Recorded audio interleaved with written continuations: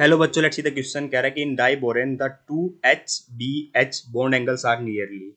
तो diborane के अंदर बेटा कह रहा है कि दो ऐसे एंगल बॉन्ड एंगल्स बनते हैं हाइड्रोजन बोरॉन और हाइड्रोजन के बीच में। तो वो कितने के होते हैं बेटा? तो सबसे पहले मैं पता होना चाहिए स्ट्रक्चर कैसी होती है बेटा B2H6 की। तो इस तरह की स्ट्रक्चर होती है बेटा मेरी, यहाँ पर इस तरह की स्ट्रक्चर होती है B2H6 की, डाई बोरन की।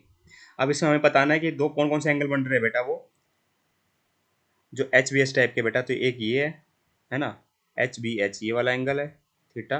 और दूसरा कौन सा है बेटा जो HBH टाइप का एंगल है हमारा, यहाँ से देखिए HBH ये भी है ना। दो इस तरीके से बन रहा है, ये वाला एंगल नहीं काउंट होगा बेटा, ये तो BHB एंगल हो गया है ना। तो ये एंगल कैसा हो गया, ये तो BHB हो गया, तो ये नहीं कंसिडर करना है। ये मान लीजिए थीटा 2 है, ये थीटा 1 है, ये एंगल बताने हैं हमें कि कितने कितने एंगल के होते हैं। इस बात का अपने को ध्यान यहाँ पर रखना है, ठीक है।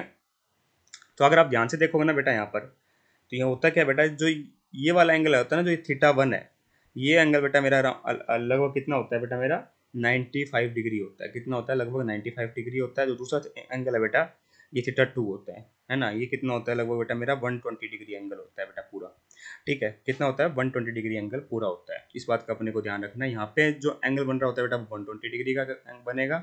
ये बेटा मेरा एंगल छोटा होता है, ठीक है। तो इस कारण से बेटा मेरा क्या होगा, ये एंगल होता है मेरा 95 डिग्री का। इस बात का अपने को ध्यान यहाँ पर रखना है, ठीक है।